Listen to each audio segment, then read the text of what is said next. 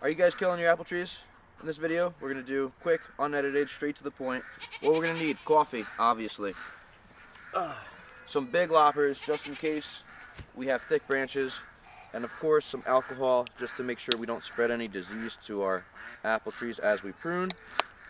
So we're going to go ahead, put that on there, clean these up, nice and good. Do this between every apple tree in case you run into disease. So we got two types of cuts. We're going to have a heading cut and a thinning cut. A thinning cut would be something that's growing up into our canopy just like this. And we're just going to go down to the collar and cut it off. I'll have you come in a minute to see exactly what's going on. And a heading cut would be at the end of a branch, just like that, taking a little piece of the head off to stimulate extra growth. The ducks are a little bit annoying today. I'm sorry about that. So what we're doing here is we're just making sure with these thinning cuts that there's no branches going directly up into the canopy.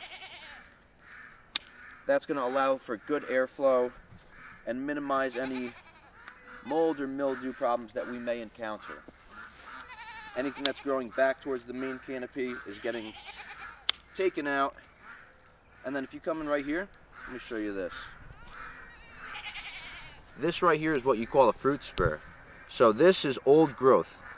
How apples grow is they work on old growth. They grow the fruit spurs like these, and those will grow apples in the future. So when I see something like this, that's not, let's say like this for example, where I see that spur, I'm going to know that that's going to set fruit.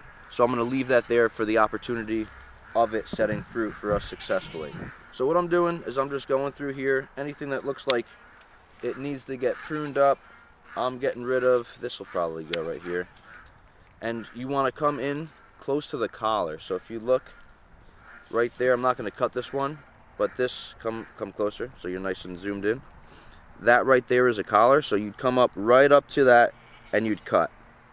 Also, if you want to take note of which way your shears are, you have your blade side and then your flat side. You want the blade up along the side of the cut, so vice versa. If I was this way, I'd turn it over just to get a cleaner cut.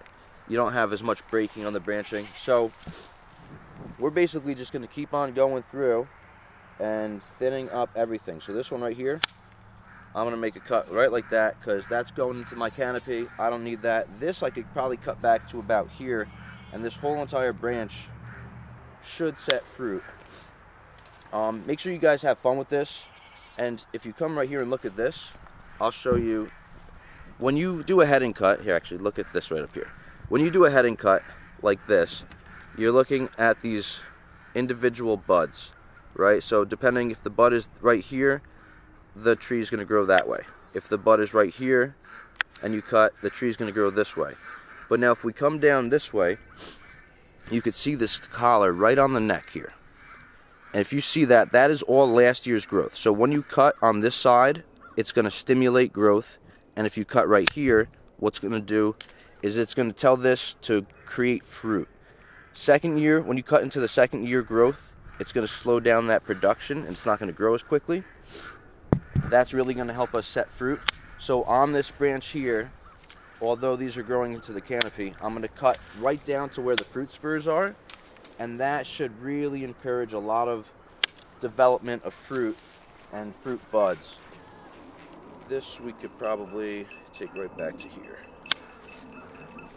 Also, as we prune these apples, there's all that extra root system down below the ground, and that is going to allow the plant to say, hey,